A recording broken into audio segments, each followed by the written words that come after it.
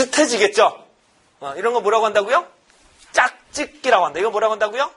짝짓기. 짝을 지어서 짝을 무작위로 그냥 실험집단과 통제집단 던져버리는 것들, 배치해버리는 것들. 이거 뭐라고 한다고요?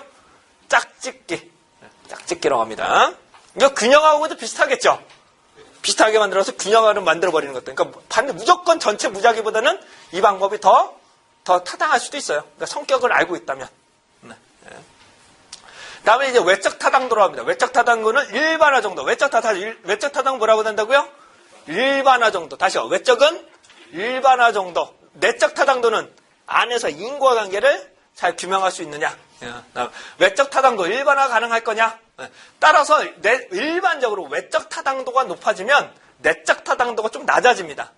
내적 타당 높이면 외적 타당도가 상대적으로 조금 낮아져요. 둘 다 높이기가 현실적으로 힘들어요.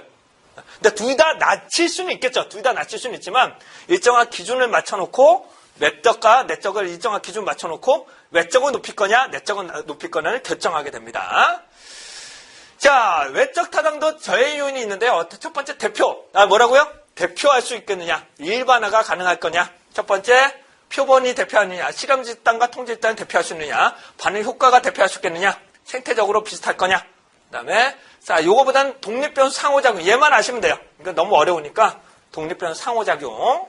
그 다음에 간섭 효과. 그 다음에 호손 효과하고 반동 효과. 이런 것들이 있습니다. 하지만 가장 중요한 건 외적 타당도는 요거 하고요. 대표성 정도만 아시면 돼요.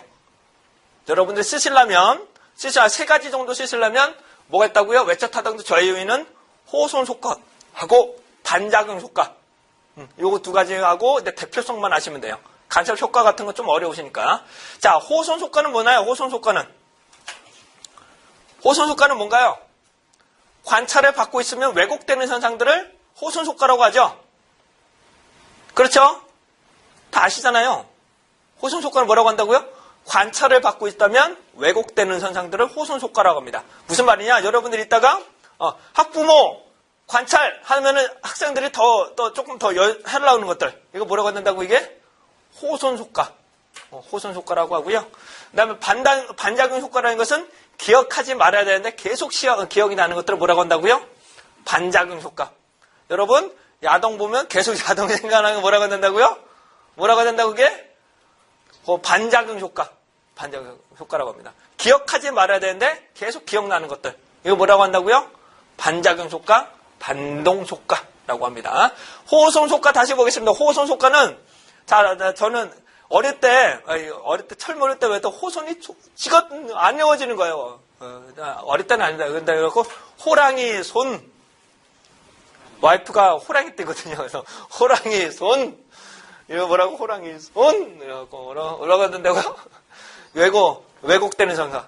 다죠. 관찰을 받고 있다면 왜곡되는 현상들을 뭐라고 한다고요? 호손 효과. 리바운드 효과는 뭐가 된다고요? 얘를 리바운드 효과라고 하는데 내가 기억하지 말아야 하는데 계속 기억나는 거. 이런 것들을 리바운드 효과, 반작용 효과라고 합니다. 자, 그 다음에 여기서 보시면 대표성 한번 보겠습니다. 대표성이라는 것은 이 결과를 일반화가 가능하겠느냐 이거죠. 자, 대표성은 뭐라고 한다고요? 일반화가 가능할 거냐. 이런 것들은 첫 번째 어떤 것들이 있나 볼게요. 첫 번째, 표본 자체가 대표할 수 있겠는가. 다시요. 뭐라고요? 여기 한번 보세요. 다시요. 표본 일반화라는 건 뭐라고요? 표본 자체가 일반화가 가능할 것이냐. 두 번째, 실험 집단과 통제 집단이 일반화가 가능할 것이냐. 세 번째는 실험 결과 자체가 일반화가 가능할 것인가. 그런 걸로 보실 수 있겠죠. 다시 하자. 실험을 하는데 대표성이 뭐냐면 첫 번째 뭐라고요? 표본, 그러니까 모집단에서 추출한 표본 자체가 대표성이 있겠는가. 두 번째는 실험 집단과 통제 집단 자체를 선정했는데 이게 자체가 대표성이 있겠는가. 세 번째는 실험 결과 자체가 대표할 수 있겠는가. 그 다음에 현실과의 차이점이 있겠는가 없는가. 이런 것들을 보는 것들을 대표성이라고 보시면 됩니다. 자, 조금 이해되시나요? 너무 암기하지 마시라고요. 자, 외적 타당도는 뭐라고 한다고요? 일반화 정도란 말이에요. 일반화 정도. 그다음 첫 번째 뭐라고 했다고요?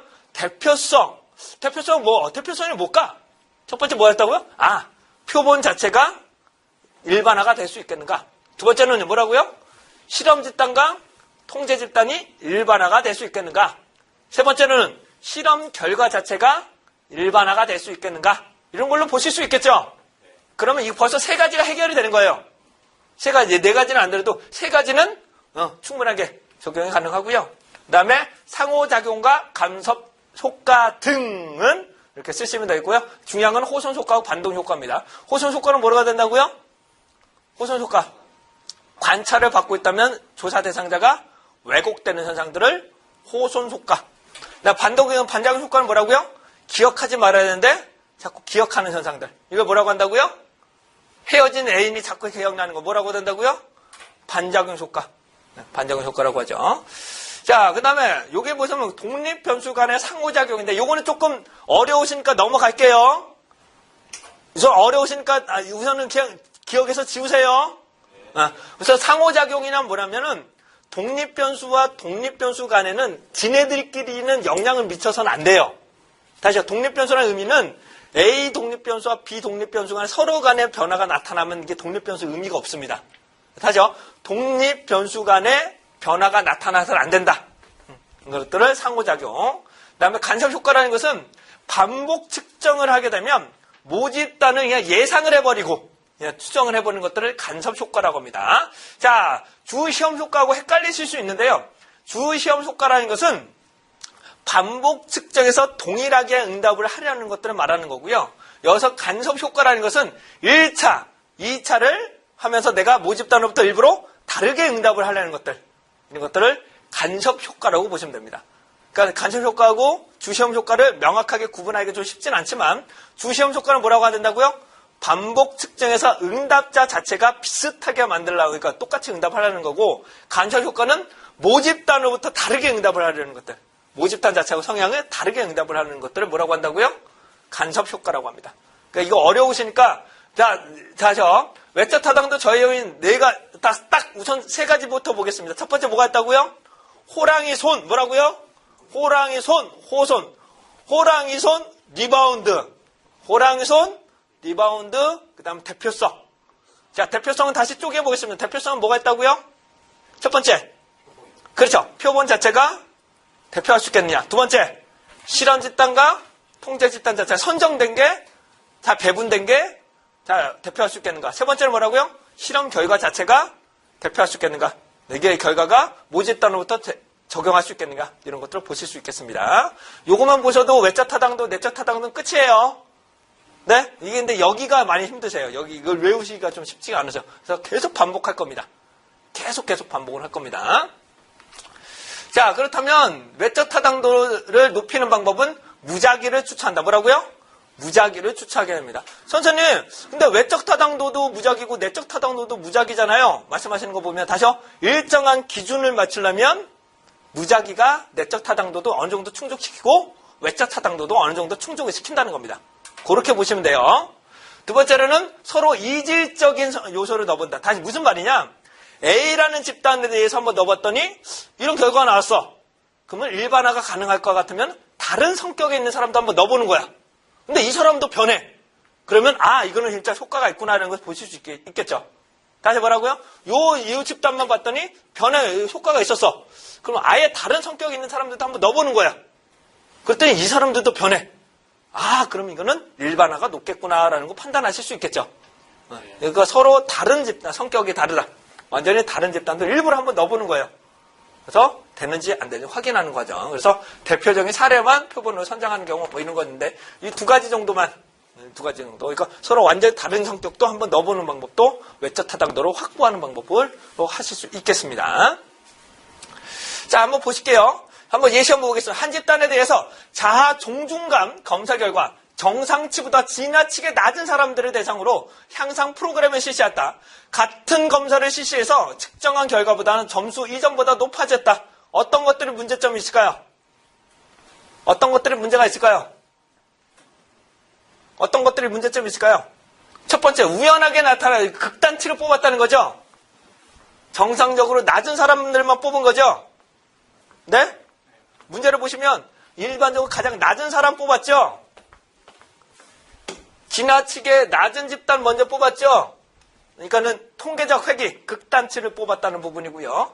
두 번째로는 시간의 흐름에 따라 실은 이 시간의 흐름에 따라 얘가 변할 수 있는 그다음에 주시험 효과, 그다음에 같은 검사를 했기 때문에 주시험 효과가 문제점이 있을 수 있겠죠. 그렇죠?